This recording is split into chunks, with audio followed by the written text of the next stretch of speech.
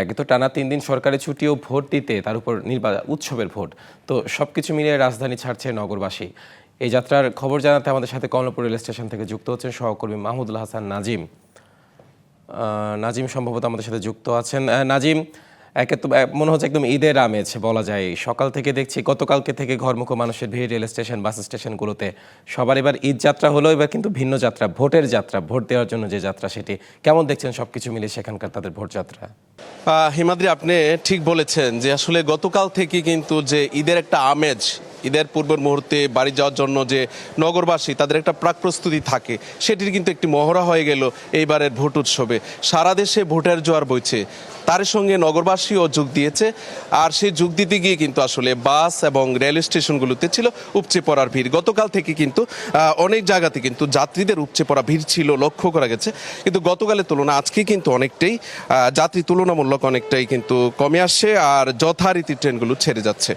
সব মিলিয়ে আসলে আমি তাদের সঙ্গে জানার চেষ্টা করেছিলাম কিছুক্ষণ আগে, কিন্তু আমাদের সঙ্গে 9টার বুলেটিনে আমরা দর্শকদের কাছে জানার চেষ্টা করেছি, এবং যারা আসলে দেশের বাড়িতে যাবেন তাদের সঙ্গে জিজ্ঞাসা করেছি আসলে দীর্ঘদিন পরে তারা কিন্তু আসলে তাদের যে জায়গাটা ছিল তারা আসলে কখনো বিগত সময় যে আসলে ভোটের উৎসব, যেটি আসলে একতরফা নির্বাচন ছিল, সব মিলিয়ে কিন্তু তাদের অভিযোগ ছিল আসলে তারা ভোট দিতে পারেনি। তারা নতুন প্রজন্ম যারা আছেন তারা কিন্তু চাচ্ছেন এবার গিয়ে নতুনভাবে তারা নতুন প্রত্যাশা এবং প্রাপ্তি যেন নতুন সরকারের কাছে থাকে এবং তাদের ভোটাধিকার প্রয়োগ করে। আগের বুলেটিনে ঠিক দর্শকরা এই কথাটি বলার চেষ্টা করেছে।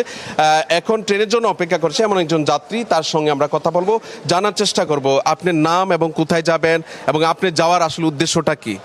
আমার নাম সুলতান মাহমুদ, আমি সান্তাহার যাব, আর ভোটের জন্য যাচ্ছি। ভোট একটু ঈদের মতো আনন্দ হয়, এই উপলক্ষে যাচ্ছি। আসলে আপনারা যে তরুণ প্রজন্ম, যেটি প্রায় 2 কোটিরও বেশি বা এর সম্ভাবনা যে প্রজন্ম এবার ভোটাধিকার প্রয়োগ করবে, আসলে তারা চাইলে পরিবর্তন করতে পারে। আপনারা আসলে কোন দিকটাতে সরকার গঠনের পর বা সরকার গঠনের জন্য ভোটাধিকার প্রয়োগ করলে আপনার কি প্রত্যাশা থাকবে একজন তরুণ প্রজন্ম হিসাবে?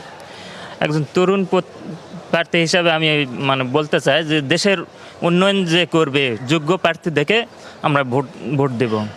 আপনাদের কোনো চাওয়া পাওয়ার আছে কিনা? আপনি স্পেসিফিক নিশ্চয়ই স্টুডেন্ট বা আপনি হয়তো চাকরি প্রত্যাশী, আপনার আসলে কি চাওয়া থাকবে? আমাদের জন্য কর্মসংস্থান যেন বৃদ্ধি করে, এইরকম প্রত্যাশা আছে। জি, আমরা আরেকজনের সঙ্গে কথা বলবো এবং জানার চেষ্টা করব। আমি একটু জানার চেষ্টা করবো আপনি কোথায় যাবেন এবং কেন যাবেন এবং এইখানকার পরিস্থিতি কেমন দেখেছেন? অনেক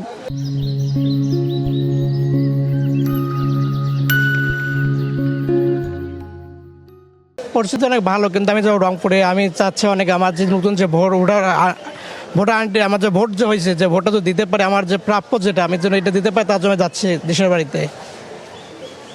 তো সব মিলে আসলে হিমাদ্রি যেমনটি শুনছিলেন, আমি আগেও বলেছি এবং জানার চেষ্টা করেছি, বলার চেষ্টা করেছি তারা আসলে কি চাচ্ছে। তারা আসলে উৎসবের যে তাদের ভোটাধিকার প্রয়োগের ক্ষেত্রে তারা তাদের যে প্রাপ্তি এবং প্রত্যাশা যেন সমন্বয় ঘটে, সব মিলিয়ে তারা এই বিষয়গুলো নিয়ে একটু কথা বলার চেষ্টা করে।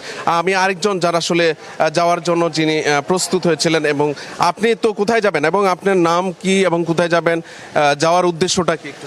আমার নাম অয়ন চৌধুরী, আমি ব্রাউনবাড়িতে যাবো। আমি মূলত ভোট দেওয়ার জন্যই যাবো। আমি তরুণ প্রজন্ম হিসেবে আমার ফার্স্ট ভোট, তো ওই ক্ষেত্রে ভোটের ঈদের আমেজ যে যাওয়ার ইচ্ছা ছিল না, বাট সবার দেখা দেখি আমার যাওয়ার ইচ্ছা হয়েছে, কারণ ঈদের একটা আমেজ মতো লাগতেছে আর কি, এই জন্য যাবো ভোট দেওয়ার জন্য মূলত।